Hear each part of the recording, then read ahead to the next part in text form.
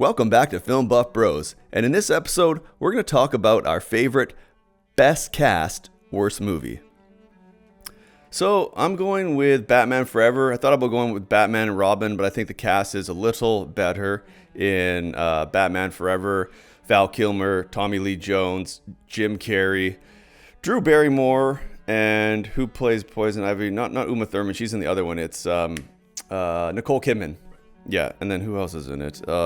That girl who plays Ray Liotta's girlfriend from Goodfellas, and that guy Renee. He was in that movie. Oh no, what am I thinking? Who else is in it? Yeah, Jim Carrey. Yeah, no. Right off the bat, it is silly. You can tell it's like very shticky, even though it's by Joel Schumacher, I believe.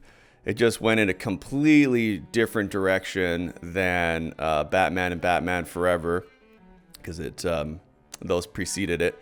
And obviously they're gearing it towards kids.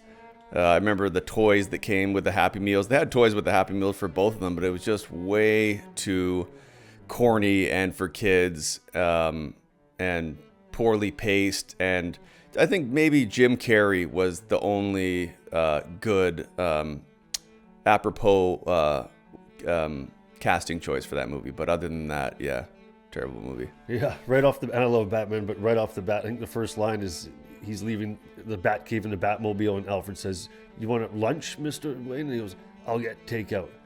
And it's just like, it's just, yeah, it's so schmacky and totally, but I don't know, I didn't really go for, I was thinking about doing ensemble cast, the bigger the cast that in the movie, but I ended up just picking up Righteous Kill, which is only two main actors in the movie, which is Al Pacino and Robert De Niro, like really powerhouse actors. Was really looking forward to this movie in 2008 when it came out.